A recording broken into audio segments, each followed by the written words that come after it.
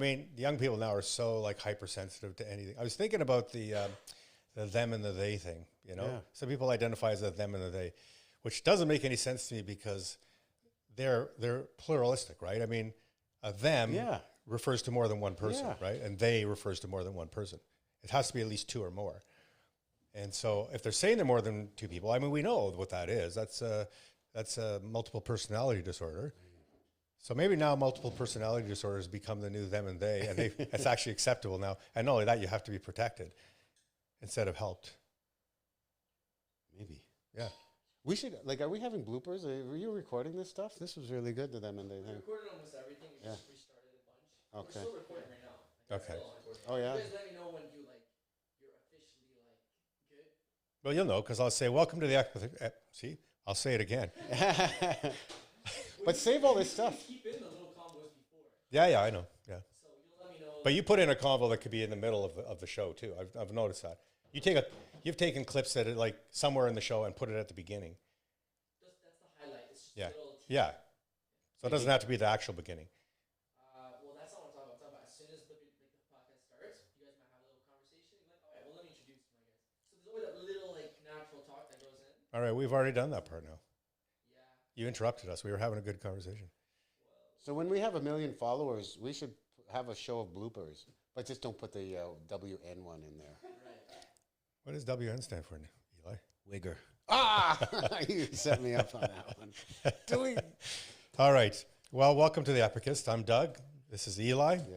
And today we're going to be talking about supplements, and I am going to share my the protocols that I've done over the years in terms of supplementing my. Well, I don't know. What do you call that? Like Your body composition goals. my body composition. So there's supplements like vitamins and minerals, right? There's supplements like I mean, I guess you could call testosterone a supplement. Yeah, I would. Would you call peptides a supplement? I would. Yeah, absolutely. Okay, and then you would call also SARMs a supplement, and then steroids a supplement, right? So these are not in the traditional meaning Nutritional of supplement, Yeah. right? Yeah. There's nutritional supplements, and then there's supplements. Supplements. Yeah. And I think nutritional supplements are really important, especially with food, and I don't know the rest of the world, but it's food in North America that's highly depleted in nutrients. So, you know, a lot of doctors will say, well, they're kind of a waste of time. You know, you get all your nutrients in food, but, you know, I think vegetables alone have something like 30% of the nutrients they used to have 50 years ago, you know, because the soil's depleted, because whatever reasons, right? And so supplementation helps. I think it just adds to it. And if you over supplement on most supplements, because most of them are water based, water absorbed, you just piss them out, right? Am I right? I think so. I think it depends. There's a few that can be toxic. Like Yeah, I think vitamin E, vitamin D, all the fat soluble ones. all the fat D, soluble E, ones. Yeah. And I think A we want to yeah. be careful with. Yeah. So those ones you got to be careful with. You don't want to overdo it. And some things like magnesium, depending on the form, can cause diarrhea and gastric distress, depending on the form. That never bothered me. Maybe you're using Having the right diarrhea form. or gastric stress. Yeah, you're on carnivore. Not anymore. So, What supplements are you saying? Like, do you want to? Let's start. so with, let's talk about nutritional supplements. So, you know, I take a C. I take vitamin C every day. I've been taking it for years. And how much? Well, now I take 6,000 milligrams, so 6 grams a day. And they're time released, so sustained released. I take a vitamin E, and I don't remember how much. And I just had my levels tested, and my E's were fine. Like most of my levels were high. I take vitamin D. So I want to go back to E. Is there a specific Skin reason? and just, I think, just internal health. Okay, good. Yep. I think in heart health, too. I think there's heart health in there. I think so.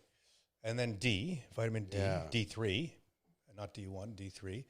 And How much D do you take? And so does it most people are vary? deficient in D, and I don't think people don't ever really test for D, but it's a really important one. I mean, D does so much in the body, and it's actually not a vitamin. It's a hormone. I didn't even know that the body produces, and you know we produce it when we get sun, and so that increases. So I reduce my input in the sun in the summer, and I increase in the winter. Good. You know? Yeah, I think When I'm that's covered up and I'm indoors more and whatever. So I take 15,000 IU a day nice in the winter. No, I just take 50. So the interesting thing about D is it's got a massive half-life. I think it's like 30-day half-life. So you literally could take like a handful on a Monday and then wait till the next Monday and take a handful, and you have pretty much a steady level of D. I take it. So I was taking too much in the summer. I was taking 5, and they're 5,000 each, so that would be 25,000 units. Oh, Now 25,000 units isn't a lot in milligrams. It sounds like a lot because it's 25,000, and I think I had calculated out. I think it's like less than a milligram or nah, something? it's small. It's a Yeah. small amount. So I don't know why they do it in international units. I use, but and now I'm taking 3, which is 15,000 a day, because my levels are just slightly over normal when I had my blood tested. So I just want to get them back down into normal. So I take that, and vitamin C and D are very synergistic, by the way, I think. Oh, I didn't know that Yeah. one. And then I take magnesium. I take them at night. It helps you sleep a bit. Do you know the form that you're taking? Biglycinate. Yes. Yeah. And then I take, oh my gosh, what do I take? Well, I take stuff that's really, N-acetylcysteine, I'm sure. NAC? sometimes. It's Sometimes not I a forget. regular? It's not a staple for you? No. I started taking DIM. Yeah, I don't know what the long version of that is. Yeah. Do you know? Can you say it? No, I'm not going to say it, and I don't know. But I know what it is. to, Can you, because can my, you tell our viewers why you take it? Yeah, because my estrogen was slightly high, and so it doesn't lower estrogen as such. It promotes the healthier version of estrogen. Oh, good. Yeah. So it creates less conversion or aromatization. Is that what they call it? Right. From testosterone into estrogen. So I just started taking it to get it back down into a normal range. And if you have too much estrogen as a man, you get little bitch tits, or you get the little gut thing or whatever. So We could say bitch tits? yeah, bitch tits. Sure. Yes. I've always liked that term. Try saying gynomastasia, right? Gynomastasia. Yeah. So we don't want that. No, we want bitch tits. That's right. Never leave the house. What else do I take? Well, I take a biotin, Yeah. 10,000 units or 10,000 milligrams or whatever it is, micrograms maybe. And that's good for hair, basically. I take that for the hair. You have wonderful hair, by the way. Thank you very much. Does he? Doesn't he? Not quite, but not quite as full. Oh boy, I take a few. I can't remember what else I take. I think those are the main ones. B I take complex? CoQ10. Yes. And why? Why do you take? I take ubiquinol, not ubiquine or whatever, however that's pronounced. Yeah. Because it's more available to the body, right? So, and that is for energy, cell energy, and all that, right? And well, maybe you do or don't. Statins reduce CoQ10 in Yes. the body, and that's why people will start to experience. Some will experience muscle aches and that type of thing because CoQ10 is feeding the energy that goes to the muscle. So I use a statin and I take CoQ10 as a result. And supplement, anyone out there who does take a statin, please take CoQ10. You must. You must at least take 200 milligrams. Yeah. I'm not so concerned with the form necessarily because the original study didn't use ubiquinone. Yeah, ubiquinol. But it is known to be higher. Higher. It's more expensive, but Yeah. and if it's marketing bunk, well, I'm paying too much for something that's good for me, so You feel good. I'm okay. I mean, these are none of these things, by the way, I can gauge. Whether I can only gauge them in a blood test. I can't gauge them like I feel better, or I'm doing better, or I'm performing better. None of that stuff. To me, it's like insurance. Yeah, That's the way I see it. yeah. And so I take that, so I'm just going through. I have a fridge, and it's all vitamins, right? Yeah, It's a special fridge just for the vitamins. It's not, guys. It's not a full-on fridge. I'm not that much. It's just that one. It's like a mini fridge, and it's actually one designed for drinks, But so it's like about this tall, this wide, and it's just filled with supplements and my peptides and whatnot. So It's nice to have it organized like that. yeah, and so I'm just going through the shelves. Yeah. And I think that's pretty much it. I don't know if I remember one other or not. I used to take B12, but my B12 is fine without it. And and then I take every time I eat like a lot of meat and stuff, or fatty foods, I take bile salts. Okay, yeah. And Do you actually feel that? Do you feel a little more digested or not necessarily? well, what I found was the food would sit with me much longer in my stomach, Yeah. and I could go to bed at night and still have burping up. So I find it does it. Cool. When I go to bed, I'm not. It's not still with me, So, But the thing is that as we get older, you know, our bodies are less efficient in absorbing these things. So the more we add, it's like, you know, I don't know how to describe it, but it's like putting more in to make up for the fact that we're not absorbing them as well. Supplementing. Yeah. And so you could be 20 and maybe don't need to supplement. Now, my son takes C and D because he has really crappy teeth. Like, you know, I've never had a cavity or anything. Like nice. I have perfect teeth, right? And my dentist freaks out when I go. She's always telling me how amazing my teeth are, and my gums. My gums are near perfect. She said, I haven't seen that in a 20-year-old, let alone a 60-year-old. Well right? done. And so my son takes vitamin D because he has trouble with his teeth, and it, you know, helps build bones, and the teeth are technically a bone. And then he takes vitamin C, same reason. They're synergistic, and vitamin C is just a generally good for immune system and building body, you know, building collagen things, production as well. collagen, muscle production, everything. Like, it's really a good thing. So that's my nutritional supplement regime, and I take it once a day after a meal, so because a lot of them are fat soluble. So rather than just separating the fat soluble and the water soluble ones, I just take them all at once after a meal, and they just absorb into the system. I believe so as well. So let's call that your level 1 supplementation. Yeah, it's I would say it's not essential, but some of it is for sure. Yeah, I think. Well, how do I put that? Yeah, it's not like taking a peptide that really makes a massive difference in my life. It's like it may add 5% benefit to my health, right? Yeah. So that's my nutritional. And what about you? Do you? Yeah, so it's a pretty extensive list. I got to do what you did. I got to picture my. You got to go through the shelves, yeah.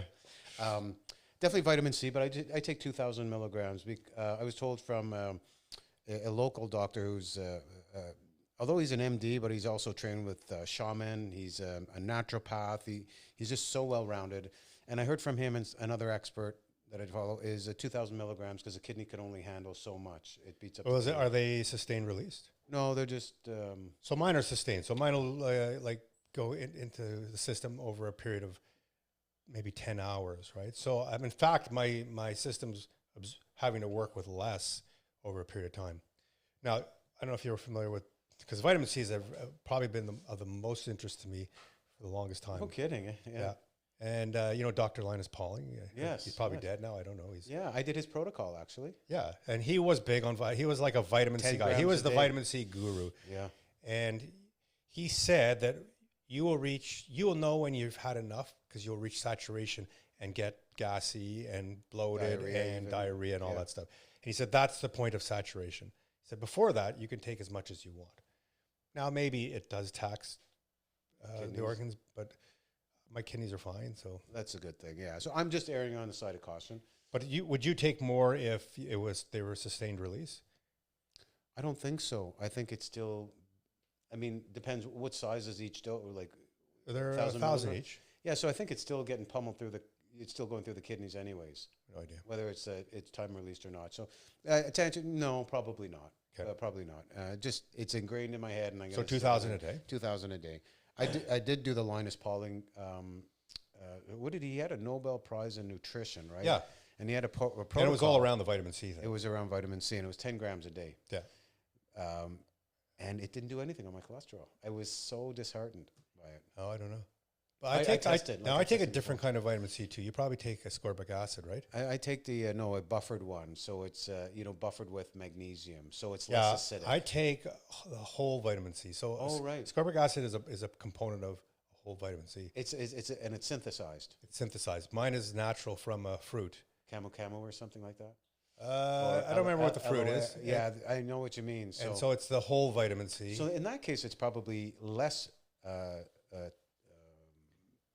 hard on the kidneys. Yeah. I would say. I used to take the ascorbic acid, and it wasn't hard on my system. I read that actually the whole vitamin C is better than just ascorbic acid. But 99% of vitamin C out there is ascorbic acid. The thing with ascorbic acid is I think it's synthesized from corn. Yeah. And if you take too much of that, it's not good for your gut. It actually bad on your gut bacteria. And you got to look at the source too, right? I mean, corn is so sketchy these days. No, it's not good. It's all genetically modified. Yeah, you didn't even want to feed it to your freaking cows. It's not fair to them. So if there's a lot of things that come from corn. Corn seems to be very, you're able to produce a lot of things from corn. A lot of those are the things I just really don't want to take because, even if I was taking ascorbic acid, I'd probably want to get an organic, something that I know is made from something better than. Yeah, there's better forms out there, but it's still, I think, better to take it than not to take it. I agree. In that form. Where else? I do take N-acetylcysteine at night. Okay. NAC for anybody who's oh, goodness gracious. I do vitamin B12 as well.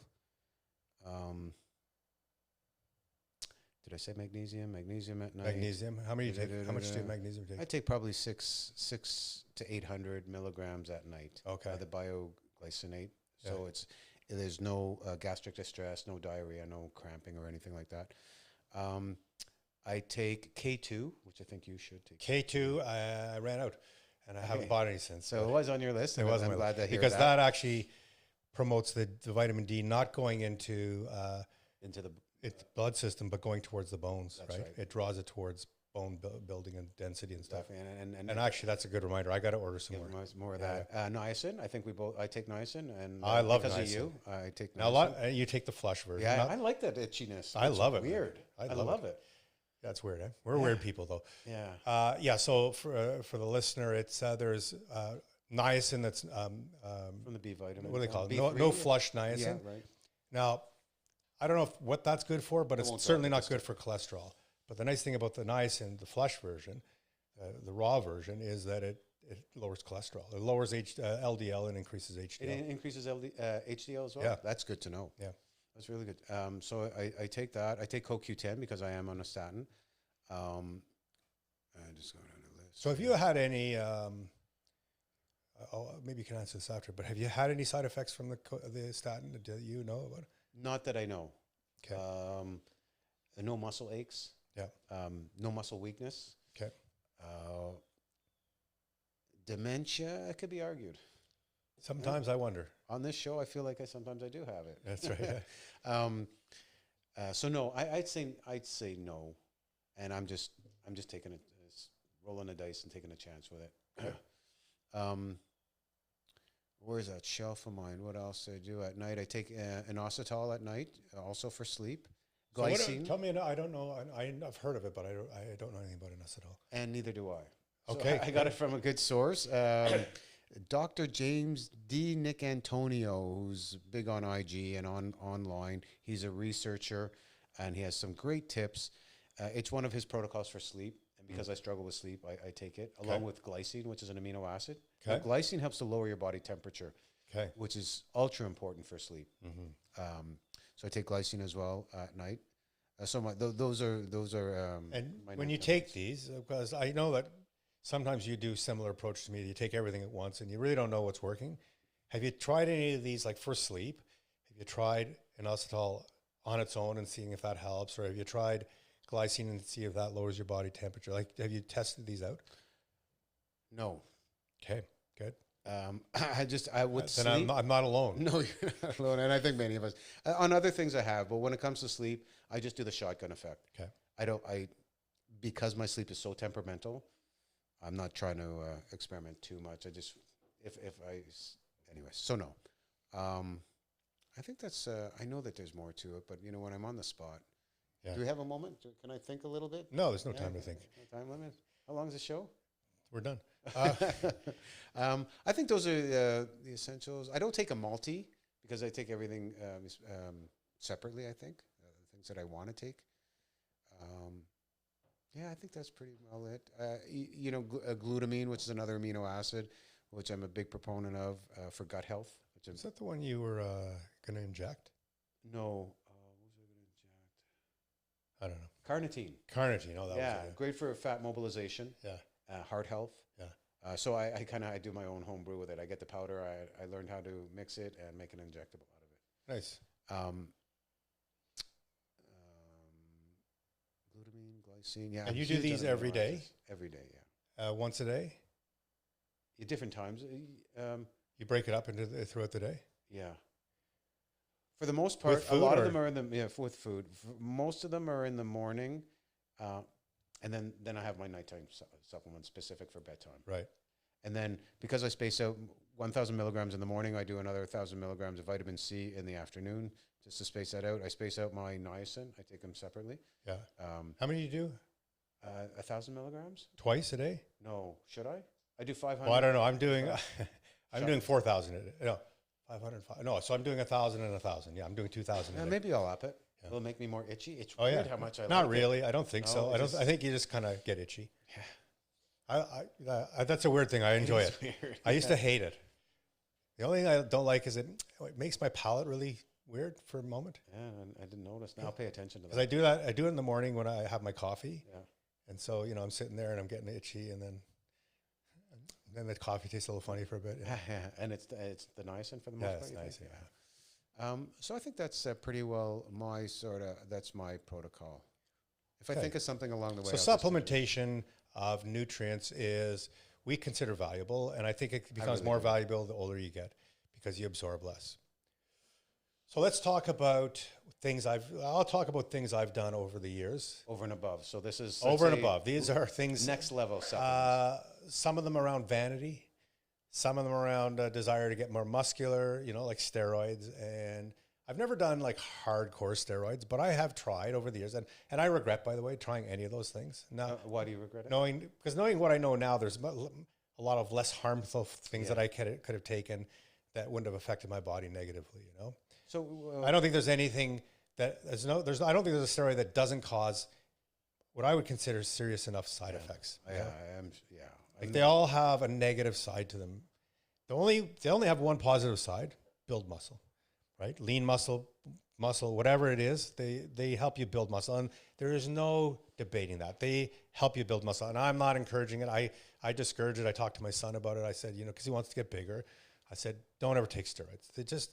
They do more bad things than they do good, right? So I've never taken like hardcore one. I think the hardest core one I took was a D-ball pill. I only ever took them as pills. Oh, okay.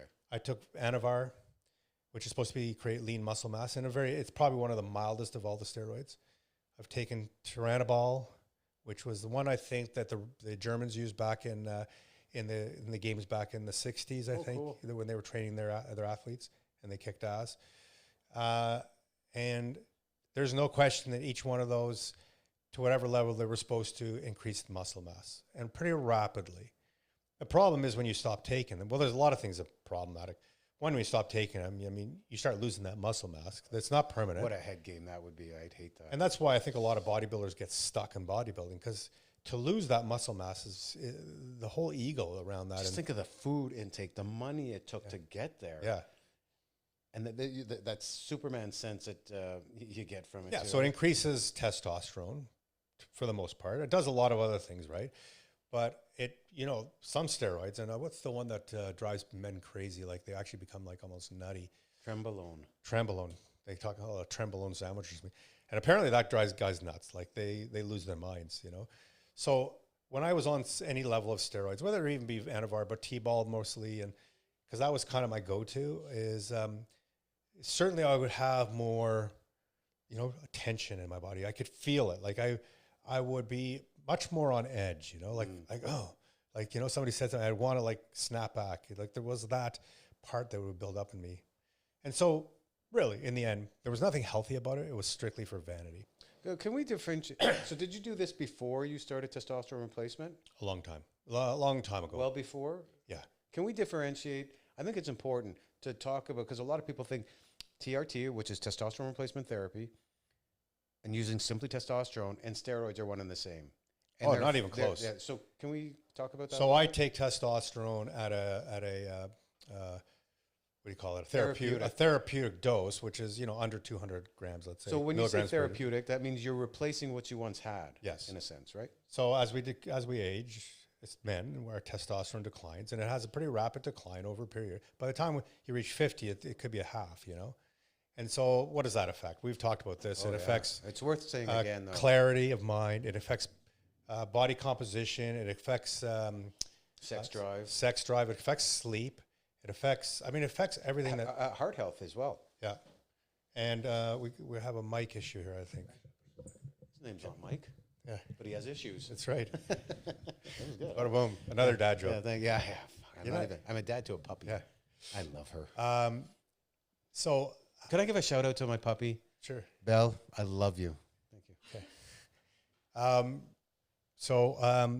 Yeah, testosterone replacement therapy or optimization therapy is not to get jacked, you know, it is to bring the body back to a level it was at when you were 30. And all those things that it affects, you know, they come back, at least Heart to some health, degree. even depression, Heart health, depression. dopamine. Yeah, that's true. A lot of our sense of well-being comes from our testosterone. And that part is underplayed and underdiscussed. A lot of people, when they're thinking testosterone therapy, it's easier to lose fat. It's easier to gain muscle. I think it's important to discuss how good you feel. Like the dopamine, it works through a dopamine pathway. Yeah. And there's therapeutic doses, and then which is let's say at the highest end, 250, 300 milligrams a week. And then there's bodybuilding, right? So a lot of bodybuilders will do steroids and testosterone at massive doses. I have heard like up to 10,000 milligrams a week, you know? Oh, yeah. So no, that's good for you either. Like you can overdo testosterone. You can overdo water. Well, I don't know about that, but I guess you could. It's called drowning. How do we get onto testosterone? Differentiating between the difference. So steroids, and I have a feeling, by the way, because I use them not heavily, but I use them on and off for a long period of time, probably affected my testosterone levels because they do. They start to mess with your ability to produce testosterone and whatnot. So I've done the T-ball, I've done D-ball, which is probably the most extreme one I've ever done, and it was very effective, but you know, made me a bit mad. And then Anavar, which is so mild, but you know, again, it's just not good for the body. Beats up the liver, from what I understand, too. Beats up the liver. I have kidneys that sort of function at the high end of normal, and you know, and they've been steady. So my kidney doctor was like, he looked at it, he goes, "No, I'm not worried because for the last 10 years it's just been stable." He said it was getting worse and worse, but it affects kidneys as well and all that. Right. So I stopped doing those many years ago, maybe 10 years ago. Is it fair to say that those steroids, anabolic steroids, are not therapeutic? Not therapeutic at all. Well, I think anybody who's honest will say that they're strictly for vanity. They're strictly for body composition. Enhancing, yeah. Strictly for body comp. There's nothing. I mean, you could say it increases my athletic ability, but that's not why people take them. People don't take steroids for athletic ability. They take it for vanity. And if you want to kill yourself over vanity, you know, and I'm speaking from a person who's done them. So I'm not condemning people. Yeah. I'm just saying, don't do it. It's not worth it, you know? Amen. Yeah. You know, well, Arnold Schwarzenegger, you know, he admitted at some point, because he had to have heart surgery, he admitted he did a lot of steroids in his day, right? And now it's every other day a top bodybuilder is dying. So now the level of bodybuilding's just gone extreme. I mean, you got guys who don't even look human like that. And they're 300 pounds ripped on stage. Yeah. It's not human. No. So I switched to, I went on my TRT, and that's probably 7 years ago now. Started TRT and been playing with the dose. And I think I've hit a nice dose around 150 milligrams, 170 milligrams a week. And so that's a supplement I do. And that's one that I believe I'll do for life now, because it makes all the difference in how I feel and my health and just generally everything. And on that note, when you say your health, your cholesterol is fine on it. Like your liver is fine, your kidneys are fine, your CBC, your platelets and your blood count. Perfect. So it's very healthy. I think we could safely say that it is healthy. Now, I was talking to a friend yesterday who only does 60 or 70 milligrams a week, and his red blood cell count just skyrocketed. Okay. But it's a very rare thing, but you should monitor your red blood cell count, really, because if more red blood cells, the thicker your blood gets. You don't want your blood to become like paste, you know? Right. So, you know, you want to keep it within a range of normal, or slightly over normal is fine. Pasty blood. I just had a visual. That's not good. It's nasty. So you got to be really careful about that. And I'm not recommending any of these things for anybody without that, you know, with proper blood panels done on a regular basis, at least every 6 months, you know, without talking to someone who's knowledgeable about it. Like just doing like your own home thing, which I've done, is not the smartest thing. But I've always had blood tests, you know. Right. Sometimes not often enough, but I've always gone for blood tests because I know what to look for. And I have done SARMs. Yeah, let's talk about selective androgen receptor modulator. Am I right? You got it. All right. And SARMs are interesting. They're a research drug, and they, well, depending on which one you take, but they're, again, I would say largely around vanity. Am I wrong? Do you think I'm wrong? No, I don't think so. I mean, they do have, some of them do have other Sure. benefits. Some are build bone density. Yeah, but they also, I mean, some of them were designed for AIDS patients, right? Right. To build Wasting away. right? yeah. To prevent wasting. So the one that was always my go-to that I've tried different ones and I just dabbled here and there, but the one I was always going to was Rad 140. And what did you get from, and what is it, a pill? It's a pill, and What you dosage? take, last time I was taking it was only 10 milligrams a day, which is low. Usually you take up to 30 milligrams a day. And there's the debate on the half-life of Rad 140, but my understanding is it's more than 24 hours, so you don't have to take it 3 times a day, but you can. So when I did 30 milligrams a day before, and a few years ago, and I built muscle pretty quickly. It does definitely, and I think what it does is I don't know that it increases your testosterone, but it utilizes it better. It makes it more efficient. It suppresses your testosterone. Does it? It's suppressive. But it uses it more efficiently for building muscle. So Rad 140 is a muscle building serum. How would you compare it to the oral anabolic steroids that you took? I would say Milligram it's for on par milligram. with T-ball. Yeah. D-ball? No, not D-ball. D-ball was pretty insanely, Okay. it was hardcore, but it messed my liver. I remember I had kidney pains and I was, Oh, wow. it wasn't good. Oh. But I don't recommend T-ball either, Tyranobol. But so Rad 140 is kind of on par with that, with the amount of muscle build. Within a few months you can build some muscle. But again, when you stop, I mean, it dwindles away, right? Yeah. And you have to do post cycle, right? And that's so SARMs has this reputation of being a clean, safe anabolic agent. Yes, And it's not. I mean, it's cleaner. I would say it falls somewhere between milligram for natural milligram and steroid. Yeah. Yeah, and I think it's more on the steroid side. But We're there are seeing some that more- are good, that I think are safe, like Ostrine. Ostrine, so MK677 is more of a growth hormone. that's growth hormone. No, signaler. what's the Yeah. Ostrine one? That's What's the technical- MK2877. I'll take your word for it. So that one you can take longer term, and it has little side effect on testosterone and all that. So women can take it too in a small dose, and it's good for just building a little bit. I would, again, if I would put it on par with a steroid, I would put it on par with Anavar. That it's very mild, and it doesn't build massive muscle. It's a slow, steady gain of muscle, but it's a lean muscle. And Anavar was meant for the same thing. So I would say Ostrine is kind of that thing, and I think Ostrine was the one that was actually developed for AIDS patients originally. I'm and not sure. it's the one SARM that's been studied the most, and it has very little negative effects. But I would still recommend, even if you wanted to take an Ostrine, is to take it, for a few months and then stop, and then take for a few months and stop. But I don't do any SARMs anymore because, well, the one thing about Rad 140 is it messes with your cholesterol. Yeah. Cholesterol is an issue for me. Right.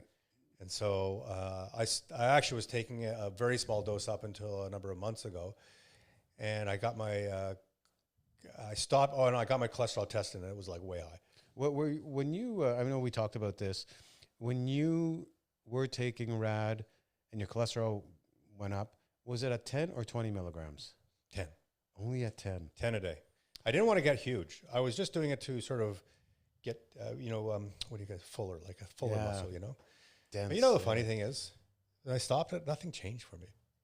Maybe because I was taking such a low dose, but nothing really changed for me. I didn't lose muscle mass. Nothing changed. But you gained from it. I don't know that I did. Yeah. I don't know that I did.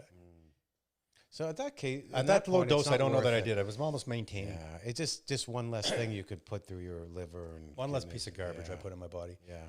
So, the most recent thing I've been doing that supplements my health is peptides. Yeah. Peptides in a couple of molecules, right? So I used to also, I know you're doing it now, NMN. So I Yes. did NMN for a while. It's very expensive, and it's hard to get. I find it hard to get. I would buy it in bulk powder, but and that's good for longevity and youthfulness and all that stuff. I'm not sure about performance. They say so. I never really noticed the difference, but again, I stacked it with so many different things that I wouldn't know what was working and what wasn't. It just reads really well. I'm a big proponent. It's not, I don't think there's any negatives downside to it. No, other than the price. Other than the price. Yeah, it's not for everybody. But the one thing that's really affordable that I have found the most difference on is peptides.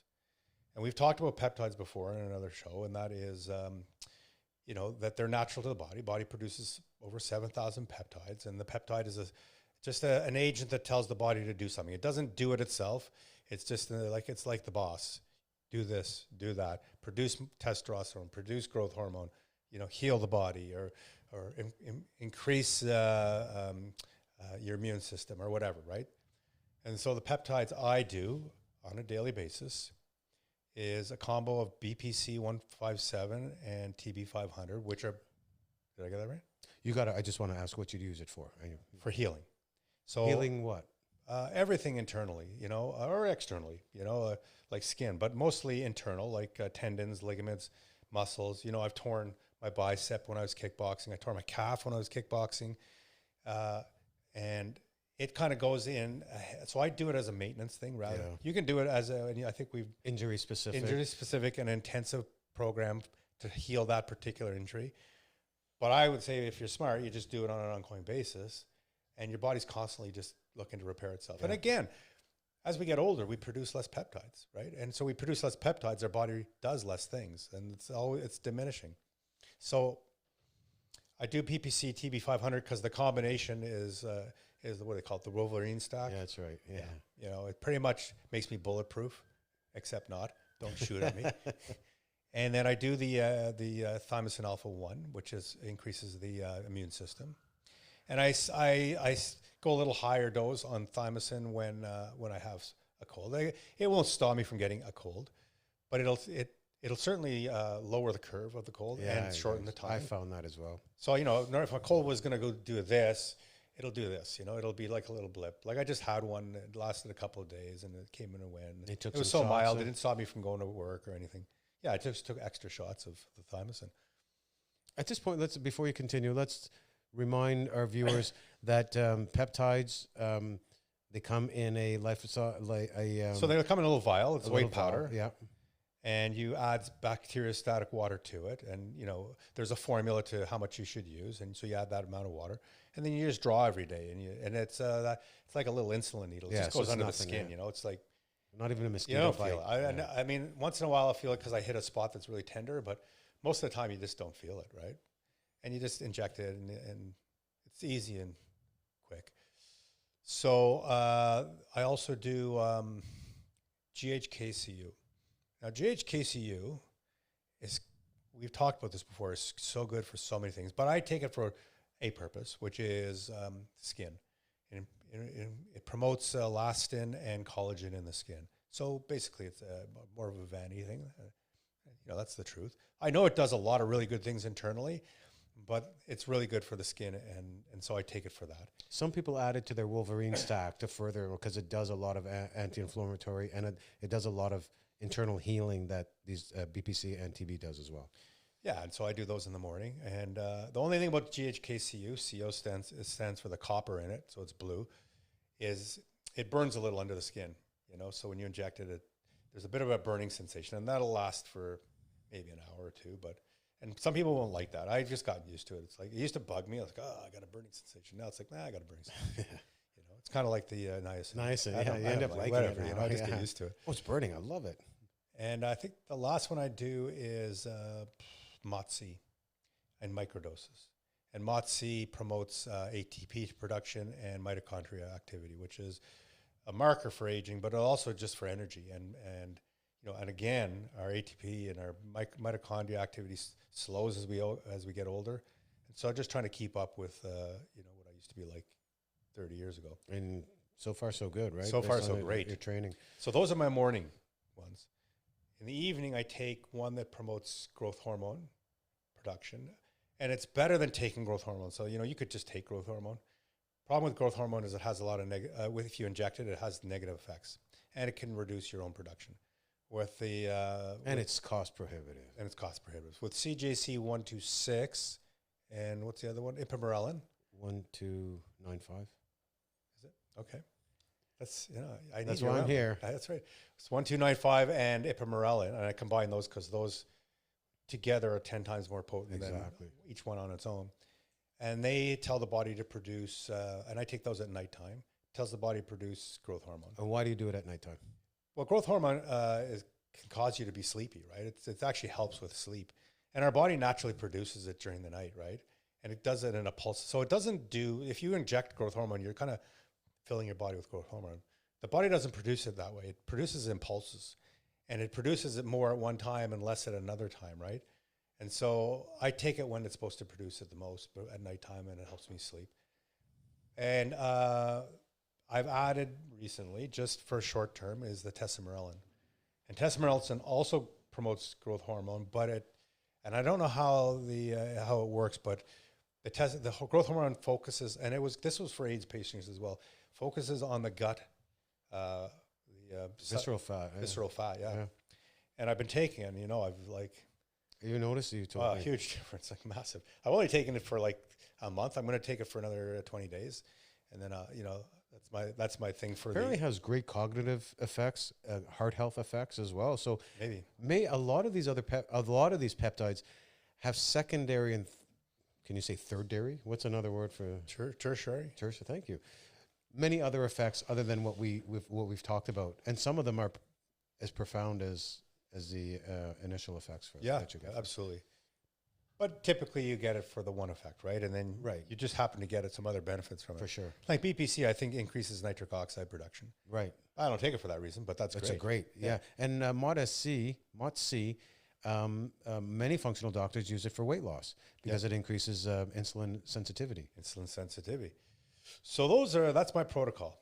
So those two I take at night, but I've been taking the tesamorelin morning and night until I run out. And then that's just to get, I have this little bit of stubborn fat around here, maybe at my age, it just was stuck, But stubborn fat takes specific diets to target. Like that's just tough. Well, I find that the tesamorelin has helped. Well, that's amazing. It's made the difference, So I almost, not quite, but I'm almost at my 6-pack, Hey. So, another couple And of that's the weeks, only thing that changed, right? It's the only thing that changed. Your diet didn't change. No. Any other protocols didn't change. The growth hormone secretagogues, I believe you do 5 days on and 2 days off, right? And why would you do that? Well, you tell me.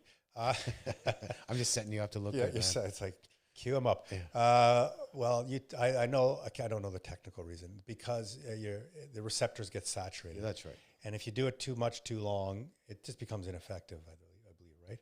So it's good to take breaks. So now, some of the stuff I take doesn't require breaks. ghk doesn't require breaks. I just break, like I said. I either have a routine where I'm on and or off. I can't do 5 of these peptides for 5 days and 2 for 2 more days and then back to 5. I'll just lose my mind. I won't, I got to start all of them, stop all of them, start all of them, stop all of them. I mean, just think of all the stuff that you listed, right? The supplements, even so that category of nutritional supplements. I mean, there was like freaking 15 different types in there. Yeah. Peptides. You must have named like 6, 7, 8 different peptides. Yeah. So, I mean, yeah, it could get challenging, but it becomes... But you're good at that. You can do... I love it. I love the ritual of all that stuff. So and you can do it like all over the place, Yeah. and you can different times of the day and different ways, and Yeah. that would just drive me nuts. I have a very simple brain. You add too many formulas to it, and it's just like it'll explode. Yeah, I know. At this point, I feel like saying vagina. Okay. Thanks for sharing. Because we use it so much, and we the, had the most Kelly-Nola views, and interview. and I just think that maybe it'll draw more people. So, anyways, that was my little. All right. Can I? And Do you want to talk about your peptide protocol? So yeah, you and I are both really strong believers in peptides, and you've been doing it for a while. I'm new to the game, maybe a year now. maybe Maybe a year. yeah. And I was. You've embraced it though. But I was so skeptical. You kept telling me peptide this, peptides. That sounds like hocus And I know pocus. I'd leave after talking about it. You say, that asshole keeps saying peptide. I would think, not that you're an asshole, He but was, right? He would say that. But I was thinking, what is peptides? That sounds stupid. It sounds like snake oil, okay? Yeah. And why did I start trying them? I'm You not finally sure. broke me, eh? Yeah, you're like that though. You're just I'm stubborn as hell. Stubborn as hell. Yeah. And then you break me, and I'm like, Yeah. oh. And I tried them, and they started making a big difference. And So I love doing them, and it's just a routine I do now. Yeah, they're great. Yeah. They really are. What got me into peptides was an injury. I tore a rotator cuff doing some Olympic lifting, and like I heard a snap on doing a clean. Oh, no, it it's the snapped. worst. Yeah, so it wasn't good. I couldn't put my hand overhead, and I've had historical problems with my shoulder. I came across them. A buddy of mine sort of mentioned it in passing. I've known about them for many years, but I wasn't into injecting. I didn't understand them. I would go to a website and see this powder and reconstitute it. It sounds like a lot. It sounds like a lot, and it put me off. Again, I've known about them for 15 years, but it just didn't interest me. And to our viewers, they're simply not that complicated. I mean, we could break it down one day. We'll have an expert. But I get the skepticism. Sure, I absolutely. Get it. I was get there. it. I was Yeah. the most skeptic about peptides, and I said, you talk to me about BPC and how it can heal things. I'm like, come on. Doesn't sound If right. that was real, if they really made something that could heal you, why wouldn't it be such a big deal? Like if it was, I know why now, because it can't be patented, and so pharmaceutical companies can't make money on it. Yeah. But at the time, I'm like, if it was that real, it's more stuff that just doesn't work, and No, it works. It works. So I started off with BPC, the healing peptide, BPC and TB500, and within a month I was able to lift again. Yeah. It was amazing, and that combination is actually said to mend a torn ligament. There's literature to show that. I mean, it's not a joke. It doesn't just sort of reduce inflammation in the site. It repairs. Again, so I do what you do now. I take it on a daily sort of microdose basis for that preventative reason. On occasion, I do MOTS-C as well. Do you do it in in intensive doses, or do you do like I'm microdosing? Yeah, so I do intensive dose for a short period of time. I'll do 5 milligrams 3 times a week for 4 weeks, and then 10 milligrams once a week for 6 weeks, thereabouts. So I do that. Have you noticed a difference with that? Hard to say. I've been steadily getting leaner. Everything is sort of falling into place. You're looking very lean, by the way. Oh, thanks, man. Now, should I take my jacket off? Sorry, when does Eli take his shirt off? I don't want to expose my vagina. I do that. Vagina's in your chest? So, All right. Yeah, it's true. And on occasion, I take the growth hormone releasing ones. Okay. But I have trouble. I need to eat at night before bed. I'm just stuck in that mode. So I've stopped, and I'll do morning doses of that. Because you're supposed to do it on empty stomach. Yeah, for those ones specifically. Yeah. Again, the growth hormone releasing peptides and growth hormone releasing hormones are done primarily at night, empty stomach. Because typically the body, when it's hungry, produces ghrelin, which promotes growth hormone, right? Because growth hormone is a fat-burning hormone. And also, carbohydrates and most foods will inhibit the absorption of these to cross the blood-brain barrier to do what it has to do to stimulate the pituitary. So anytime you're doing any sort of growth hormone, even if you're taking exogenous, like human growth hormone, But not when if you can do these peptides for a number of reasons. It's empty stomach as well for that reason. Carbohydrates tend to, you don't want insulin floating in your body when you're taking these. Right. What else am I doing? I do this protocol for the heart and the cardiovascular system. Oh, yes. So it includes BPC. It includes epitalin. Oh, yes, epitalin, yeah. Which you've done before. I do that one as well. I do that one at nighttime. There's so many microdose. Yeah. Epitalin. There's one called Visogen and one called Cardiogen. These are specific for heart health and artery health. So I do that. And then I do one, I think my favorite one is called thyrotropin releasing hormone. And it just does everything. It's simply, it increases your metabolism. It makes sure that you're... You do this at nighttime? This one, no, in the daytime. Daytime. As well, yeah. So I load up my insulin syringe with all the heart ones, and then I do this one on a separate one. So on that note, mixing actually, my friend who was talking yesterday about he's into the health stuff as well, and he was asking me, but can you draw each peptide all into one syringe and then inject it? Or do you have to do each one separately? A number of experts will say you could put them together because they occur in your body together. So no, I mix them. Because, and psychologically, I do it separately because psychologically, I think, oh, these are all liquids. As soon as you mix them together, they get all muddled. But that's just not the case. It's not. They're their own individual thing happening in this liquid, and it goes into your body. Funny you say that, though. Like, but it's psychological. It really is, because I take my favorite one on its own. Yeah. Because I don't want it muddled in with the other ones. Yeah. That's just, it'll still work. It still works. Yeah. Yeah, because it's like taking 4 different pills at one time. They don't get, they just do their own thing, right? No. But it feels like, because it's liquid, it's all blended together. They're going to get confused and not know what to do. Right. Yeah. I'll become like, I don't know, weird or something. No, so they still do work. They're not as fragile as people think. A lot of people think that if you drop it, it's no good. If you don't store it in the fridge, it's no good. Now, you definitely don't want to let sunlight hit it. Yeah, you don't want it for extended periods of time sitting in heat and sunlight. No. Like in the summer, you don't want it sitting on your counter where the sun's hitting it. But if it happens to be there for a little bit, it's still fine. But if you let it sit there for days like that, then it's going to lose its effectiveness. Right, yeah. I think that applies to even vitamins and minerals. If they're out in the sun for too long in the heat, they're just going to lose their effectiveness. So let's talk about that, because like I said, I was so skeptical about it, and I thought, first of all, it's hocus pocus. It's all this snake oil, and if it was really that effective, why aren't they a big deal? And I've learned otherwise. But there was also the part about the injecting, right? Oh no, I got to inject myself, and if you really don't want to, you can, like I said, you can draw them all into one syringe and just inject yourself once a day or twice a day. But it's such a small needle. And, I think I started with 29 gauge, which is thicker, or 30 gauge. And now I'm up to 31 gauge, which is probably about the thinnest you can get that actually works. They're very thin. Like they can bend very easily. They bend easy, yeah. I've not had it where I put it in like a stiffer part of the fat there, and it bends going in, but it still gets under the skin, and I just pull it out. It doesn't hurt or anything. It's just... But even the 29 gauge... Yeah, I like the minimal feel. Evasiveness, yeah.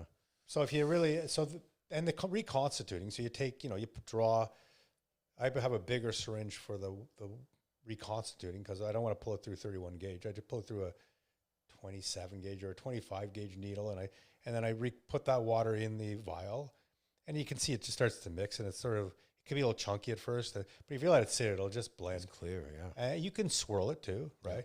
If you're in a rush to use it. If not, I just put it in and I leave it in I have a little sort of case that holds them, and when I come back, it's completely dissolved. Before we get farther down that road, I'd like to say that when you receive them, before they're reconstituted, they should be stored in the freezer. They don't have to be, because if you're going to use them over a month, they don't have to be, but it'll last forever. In the I get enough that I stock it. I buy 50 vials at a time, so I definitely don't want to be keeping them in the fridge. Right, so it's better to keep it in the freezer. But if you're buying 1 or 2 vials and you're going to use them over a period of time, in the fridge. The fridge is fine. That's fine. One thing we both used, and the freezer, they'll last for years. Exactly. Like in the fridge, it won't last for years. No. So it depends on your inventory. I think my favorite one, though, and it's not an injectable, it's an oral, is 5-amino 1-MQ. 5-amino 1-MQ, and BPC can be an oral as well. Yes, it can be, yeah. So with the 5-amino 1-MQ, it's often lumped into the peptide family. It's considered a small molecule. It's a protein, but a small molecule. So it's not really a peptide. Not really, but let's just consider it a peptide in the peptide family, right? Okay. And why do you like 5-amino? It's amazing. Performance enhancement, strength is dramatic on it. I find, and gaining lean muscle, like from a capsule that's not going to beat up your liver, your kidneys, that's not going to suppress testosterone. To me, it is the best. I've been doing this since I was 16, taking supplements and looking for the most anabolic natural supplements ever. Again, this was my life forever. And what's your protocol on that? Anyways, I'll finish saying it's my favorite. That's your favorite. All these years. And I've taken it. I've taken it recently. And I stopped taking it. You said you were stronger on it. You told me you were lifting. I thought that was the epicatechin. I take because I take epicatechin as well. Yeah.